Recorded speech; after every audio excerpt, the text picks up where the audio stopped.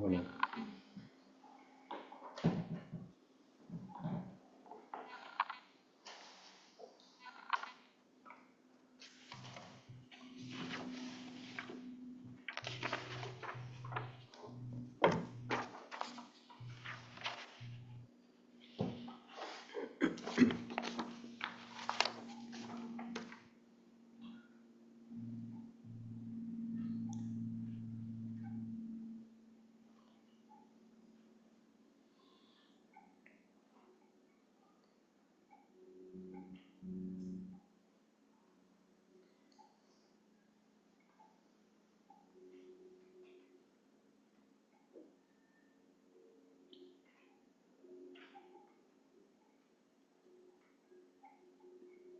So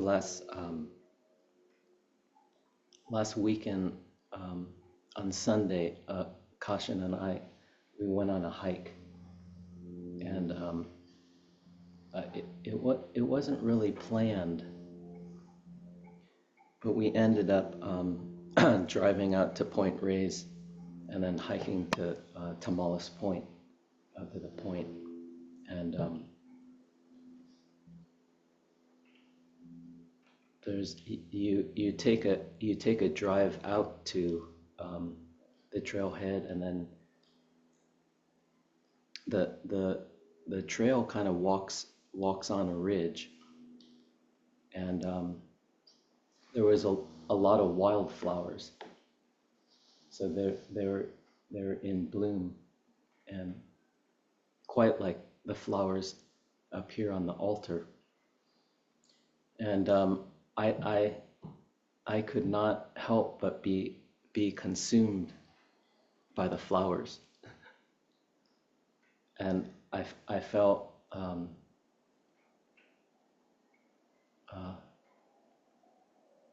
there was wind,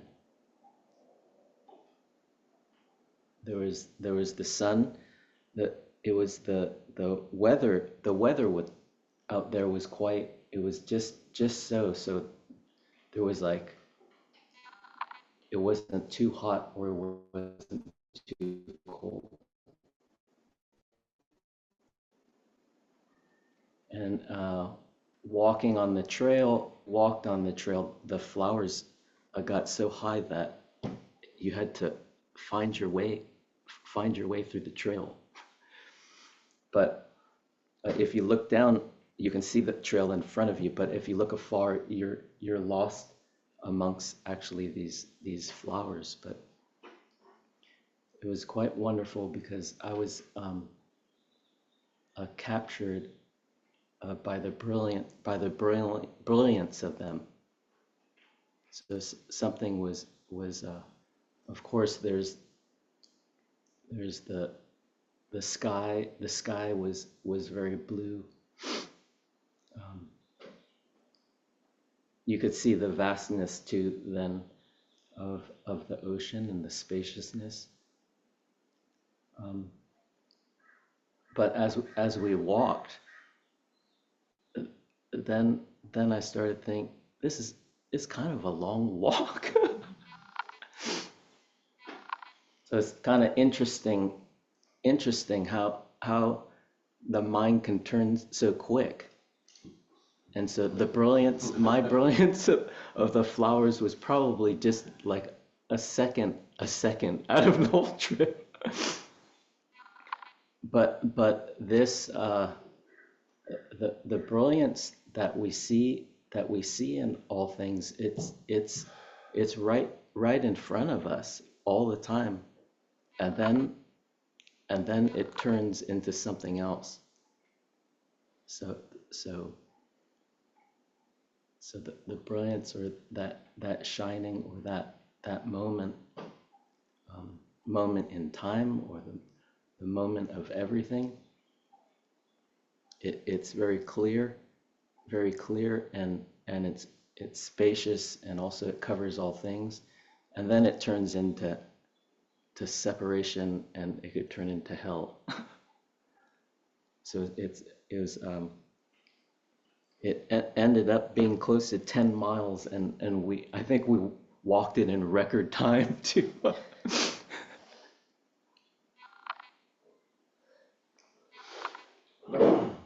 But the record time comes through out of, I think, trying to get something out of it. And also, if you go halfway, then you think, I should go to the point. We got to get to the point, because you can't turn back. So you want to see it, but the hills kept on. It goes into a valley, up a hill, and then into another valley, and then up a hill, and then and you think, oh, this is it, and then it's it. So it's interesting what we want to see and what we want to get out of when we're looking out. I think it's very interesting too, that how we come to this practice, and how we come actually to this zendo, or this practice, and we want something from it. So we always want to take something from it. So taking something from the moment that you're living. But to us humans, we want to take it and like understand it, or be better than it, or kind of shape it and mold it. But this is coming from our, you would say, from our conditioned mind, or the habit energy that we've created after so many thousands of years. This karmic condition. So this kind of it's we have to, once we let it go, and once we accept the situation we're in, or truly feel, you would say, the ground beneath us, then we can feel the brilliance of our life, and the flowers, and all things, the brilliance of all things.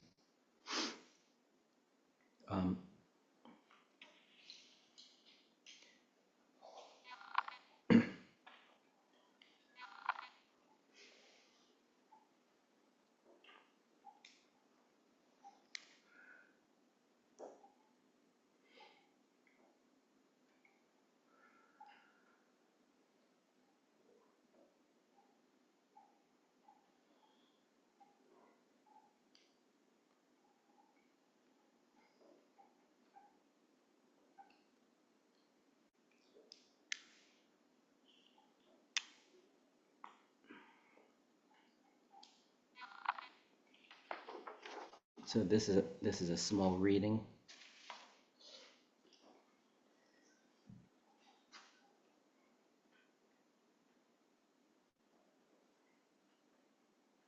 This comes from the Diamond Sutra. Thus have I heard. Once Shakyamuni Buddha was dwelling near Shravasti at Anathapindada garden in Jeddah forest, together with the full assembly of 1,250 bhikshus and a great many fearless bodhisattvas. One day before noon, Shakyamuni Buddha put on his patched robe and picked up his bowl and entered the capital of Shravasti for offerings. After begging for food in the city and eating his meal of rice, he returned from his daily round in the afternoon, put his robe and bowl away, washed his feet, and sat down on the appointed seat. After crossing his legs and adjusting his body, he turned his awareness to what was before him. A number of bhikshus then came up to where where Shakyamuni Buddha was sitting. After touching their heads to his feet, they walked around him to the right 3 times and sat down to one side. Venerable Subhuti, one of Shakyamuni Buddha's 10 students, he stood up and he said, "How can we all become Buddhas?" This is kind of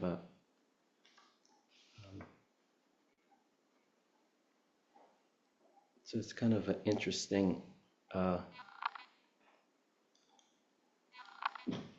how is it that we could become Buddhas?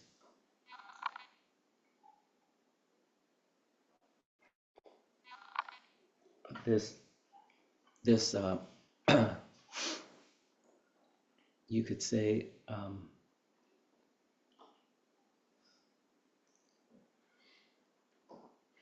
the most important thing to understand and to do is actually taking just a seated posture and sitting.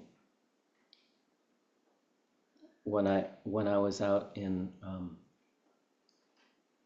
Santa Fe, New Mexico at Upaya,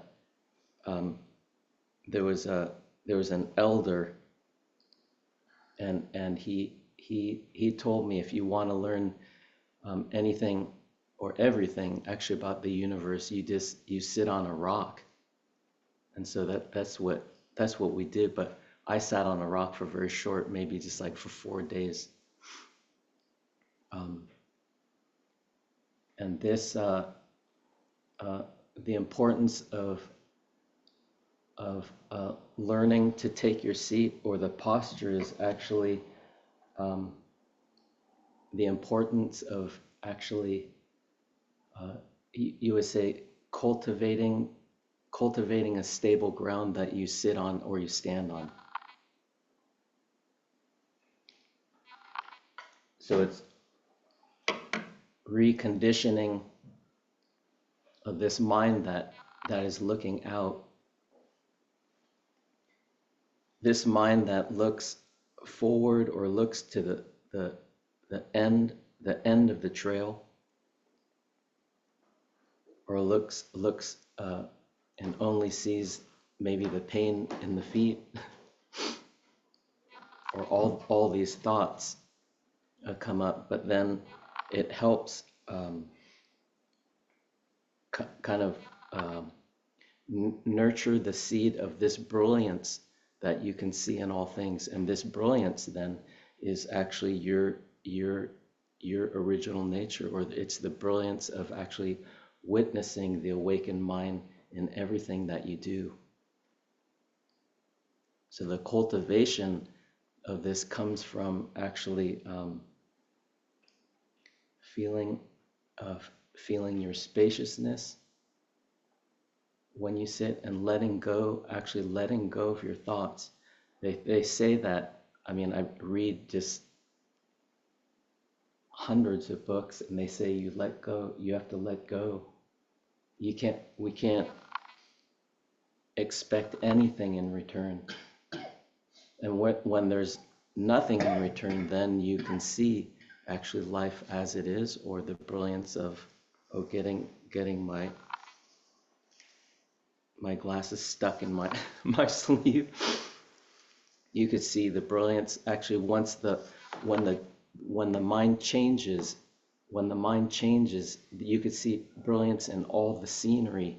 So it's not necessarily just the brilliance of the flowers and how they look great, but then it's the other side, it's the brilliance within that. So it's the feeling, when you take your seat, kind of interesting. It's the gravity, or the thoughts. The thoughts are up here in the body, up near the chest. And once then you feel that, you can actually feel yourself down. So you lower your energy down towards the the earth, then we start to build this confidence in which then this is our original place that we stand.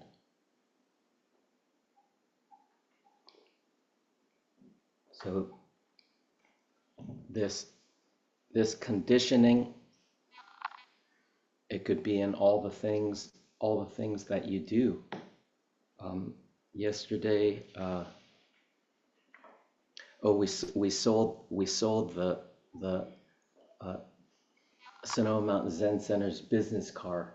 It was the element that we bought, and I think it was Betty Ross. Betty Ross donated. Betty Warren. Oh, Betty Warren, yeah. So she donated it in 2007, and we've had, it's called, the license plate is True Sky on it. And at the beginning, when Carol and I went down, when we went down at the beginning, I was all like, I gotta study for my talk. This is the wrong time. So I was a little kind of disappointed that somebody wanted to buy it so quick, because I thought it would be next week. But then I said, okay, that's okay. So we went down there, and it was actually a very, very nice connection with this couple from Berkeley, and they're buying the car for actually to go camping with their daughter. And it turned out that I think the husband, he sits at Berkeley Zen Center, and so we talked about the Zen Center here. We talked about meditation, and we're talking more to the right. Is it Elizabeth or yeah? And so he said, oh, maybe we should go for a drive. And so, and in my mind, then I thought of, oh, don't give him the keys before, you got to get in there. So I got the keys and just gave it to him, said, you could go right now. He's all like, well, don't you want like something? So he gave me in return then their car keys, and then they drove off, and they came back, and of course then we went into Chase, and they did the transfer there, and then this the teller she kind of reprimanded me, and telling me that I should remember that tomorrow's Mother's Day. She said, what are you doing on the weekend? So she said, you should celebrate the Mother's Day on this weekend. She said, what are you doing this weekend? I said, oh, we're selling the car. We're, and then she's all, no, you have to remember, it's Mother's Day, not selling the car. So.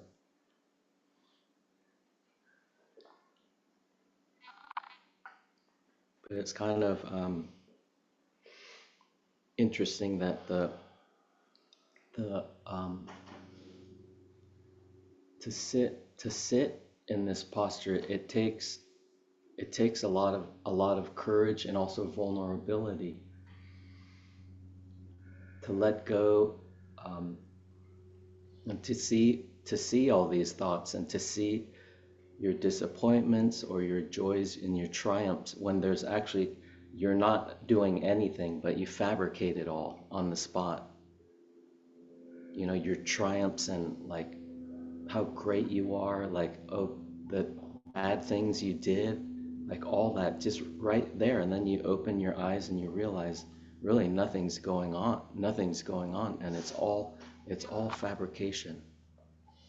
But it's just when you come back, and when you feel, it's kind of like the vulnerability turns into then this confidence that you recognize that it's all the stuff that you don't want to see, then you do see it, and then it transforms into something else.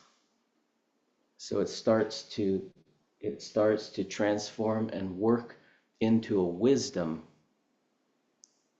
So it's not good and bad, or it's not out there, but you start to then um, you turn your awareness in. So it's not looking out anymore. When you turn your awareness in, then something starts to work.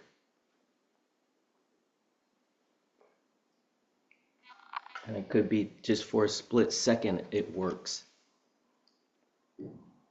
The split second is within this split second. It could be split second, could be 15 minutes.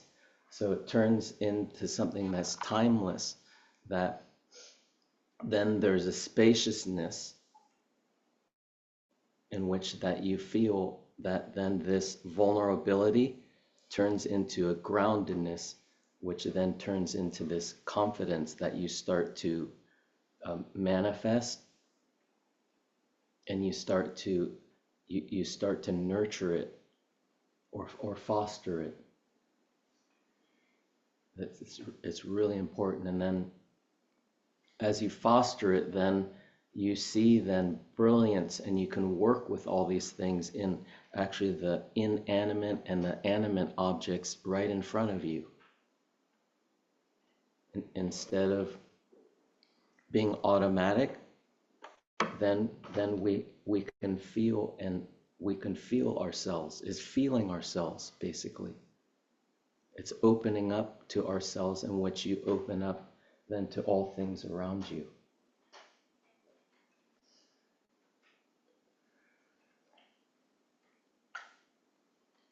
I remember that there was a Thich Nhat Hanh retreat.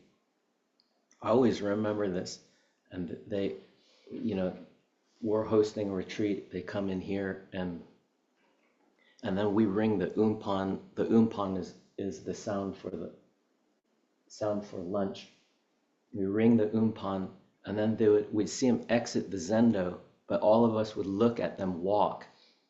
And we would look at them walk from the zendo, then it's like almost like 10 minutes, or it felt like 5 hours to me. Because the Zen people, they would just kind of run down and get lunch. But the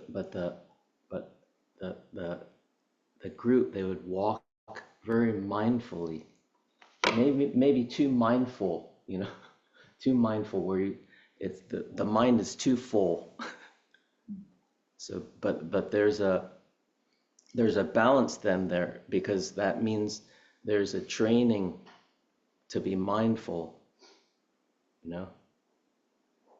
to be mindful of picking up something, and then feeling its weight is mindful. So like in oryoki, it's when we eat, we have these nested bowls that we eat out of, and we hold it up, and then we eat, and then we put, it's not like we eat to get the food in your mouth and then like get it down your stomach, it's to nurture.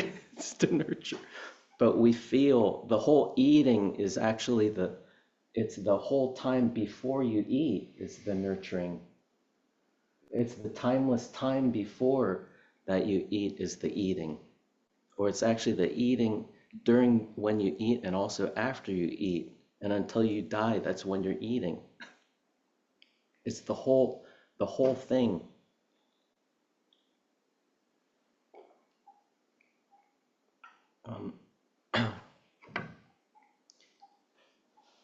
So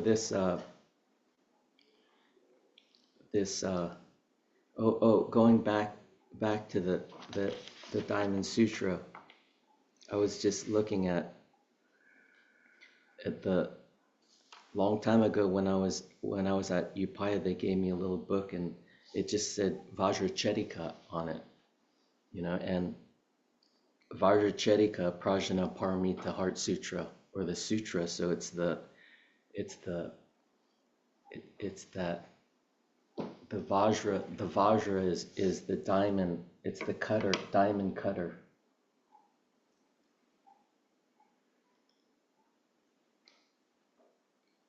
It's very, very simple, but so the diamond has a quality that it has many, the diamond has many facets, and then its quality is to cut.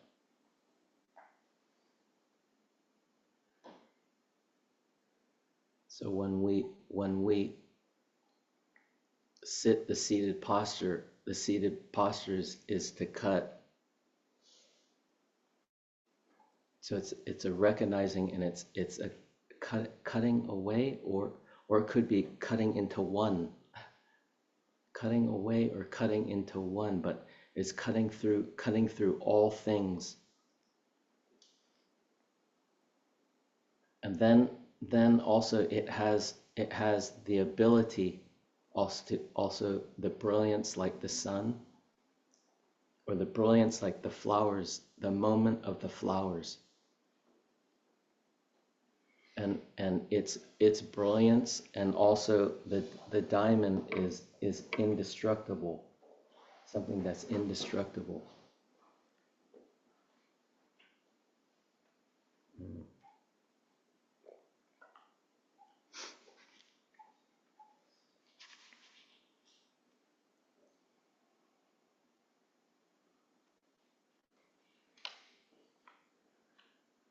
Yeah, this kind of yeah, I want to say fostering, but it keeps on coming back to this, the confidence, because, or it's a trust, you have to trust in it, or it's a faith, a faith in which it's not that you believe something out there, but it's a faith that when it happens, then something happens which it connects. There's something that connects. So this confidence in which, when you see the moment of all things, then it's this confidence that you start to connect with, and it grows. It's like digging up a spring, and the more you dig, or the deeper you dig, then you see water spring up. And so then you start to dig, and not just to dig, actually just to dig. You're just digging, but you're finding as your activity. So it's not something that you want to get, but it's something that it is true, and then that becomes your true path, and then the way you walk, just like the Buddha. When all the students saw him, he sat down.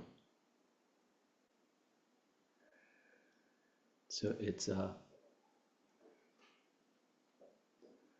it's the activity of finding then what's true in your heart, but it's not a conditioned heart that takes, but it's your heart becomes not self-centered, but then it becomes all things. And when this brilliance arises in the moment, could be anywhere, then it's you have touched on something that's great,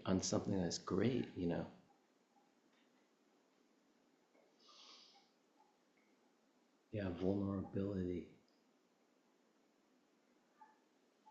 So a lot of the sitting is actually opening up.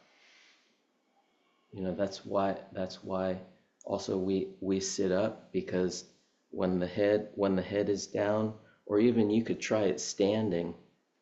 If your head is down, you think the energy of your thinking goes it goes back, and there's more thinking when you're up, or even if you have a bad thought, or if you're not doing good someday, you know, you stand up, and then the thinking it'll go out. So the posture is important to actually open. It's opening up, and it's connecting then with this vulnerability of your heart. It's connecting with all things.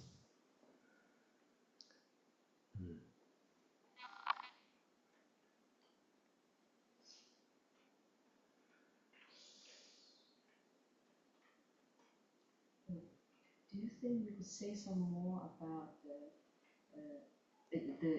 what you read from the Diamond Sutra?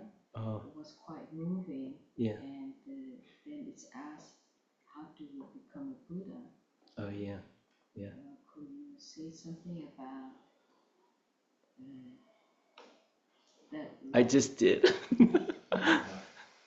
You did, but it's so curious that what the Buddha demonstrated. Yeah. Right in front of their eyes. Yeah. Somehow they just didn't get it. Yeah. From asking that question. Yeah. And why is it so hard for us to just to do what the Buddha did, just to walk, Yeah. just to sit down, just to eat? It's very hard for us. So why is that?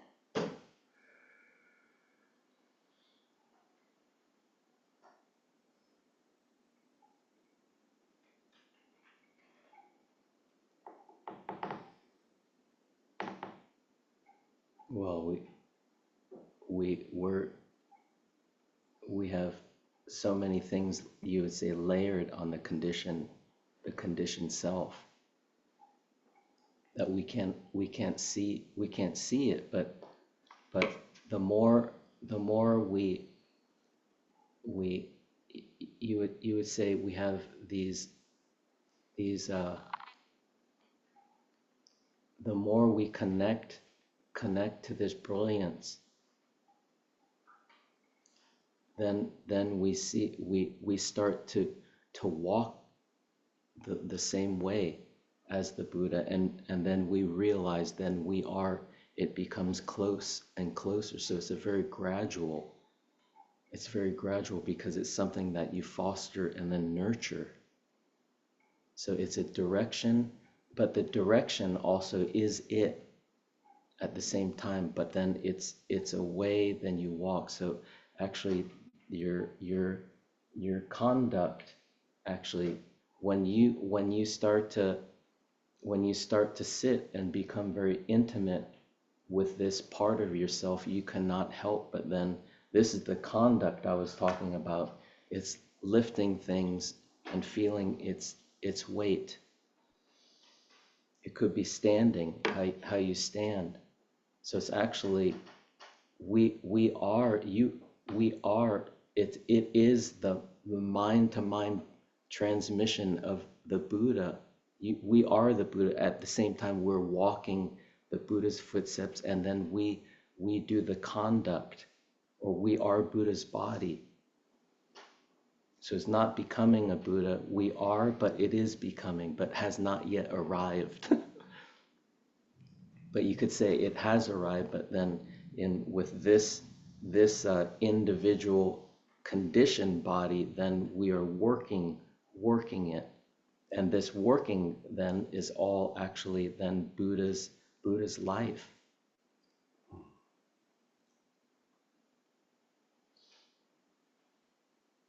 That's kind of.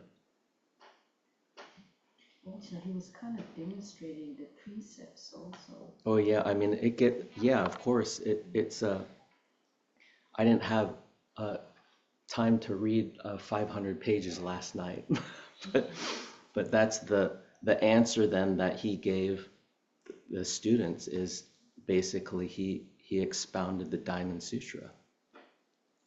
And yes, he talked about impermanence, realization, and all that. And also this was this was more than 2,000 years ago. And there's been millions and volumes, probably endless words and talks and speeches, demonstrations on this awakening, the awakening of the brilliance.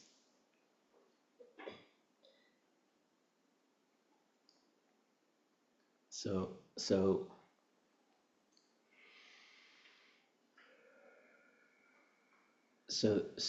maybe the thing, yeah, the brilliance of everything. So it's also the characteristics of a Buddha. It's not just, oh, that's a Buddha and then that's not. Then we see characteristics, which is characteristics of everything is imaginary nature of everything. So if it is imaginary and then impermanent, then everything then is dependent on each and everything. So that means the ego, if everything is changing out, if everything is rising and falling, dying, or giving birth and then dying, this I, or this cup, or this ego, then we know, boy, it's not real and it's workable. So when you have anger, or when you have paranoia, like I did when buying the car, you give the person the keys and see what happens. You know, life is it's all an experiment, and it's an experiment to see what's true. It's an experiment to see what's true, and then you test it. And when you test it, then it becomes true, and it becomes something that is yours. But it's not like yours, but it's yours. So, and that's the Buddha's awakening. So when when you become awakened through all things, it could be a book, could be your glasses, or could be getting angry, right? And then you reflect, oh, I'm angry. What do you do on that moment? Then it turns, something turns. Then you're working with it, and it's not just anger, but it's the anger being angry, which is angryless. It becomes a different field that way. So, but it takes a lot of work, but I think everyone can do it, and everyone has to do it because that's the only way to live. In the Fusatsu, Yeah. in the precepts talking Yeah. about anger, what is the phrase that's about holding on to a self, or something about not creating a reality of self. It's a precept of not getting angry. Not getting angry. So that tightening. Yeah. Oh yeah.